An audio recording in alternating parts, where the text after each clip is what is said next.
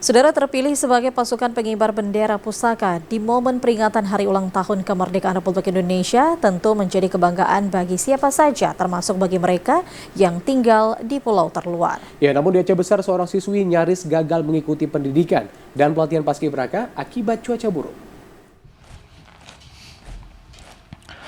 Suka duka menjadi anggota Paskibraka setidaknya dirasakan Firdawati, seorang siswi sekolah menengah atas asal Pulau Aceh, sebuah kecamatan terluar di Aceh Besar.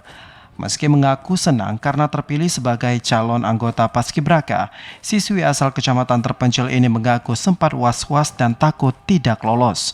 Hal ini dikarenakan dirinya tidak melakukan registrasi sebelum menjalani karantina di gedung PKK Aceh Besar di Kota Janto 1 Agustus lalu. Menurut Firda, keterlambatan terjadi akibat molornya keberangkatan kapal dari kecamatan kepulauan itu menuju kota Banda Aceh karena cuaca buruk. Padahal untuk tiba di kota Janto, dirinya masih membutuhkan waktu 1 jam dari kota Banda Aceh. Meski begitu, Firda mengaku senang karena menjadi wakil satu-satunya kecamatan Pulau Aceh yang sempat kosong selama 2 tahun. Nantinya, Firda akan bertugas sebagai penjaga baki. Posisi ini membuat dirinya berada di podium utama bersama inspektur upacara. Dulunya ditanya sama bapak, ingin ikut paskibraka.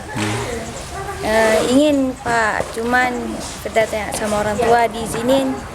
Jadi Firda ikut seleksi, alhamdulillah Firda lewat. Ombak niatnya nggak jadi ke Banda, ombaknya besar sekali. Habis itu dibilang sama orang buat, ya udah nggak apa-apa, hari ini kita langsung ke Banda. Jadi agak telat masuk sedikit.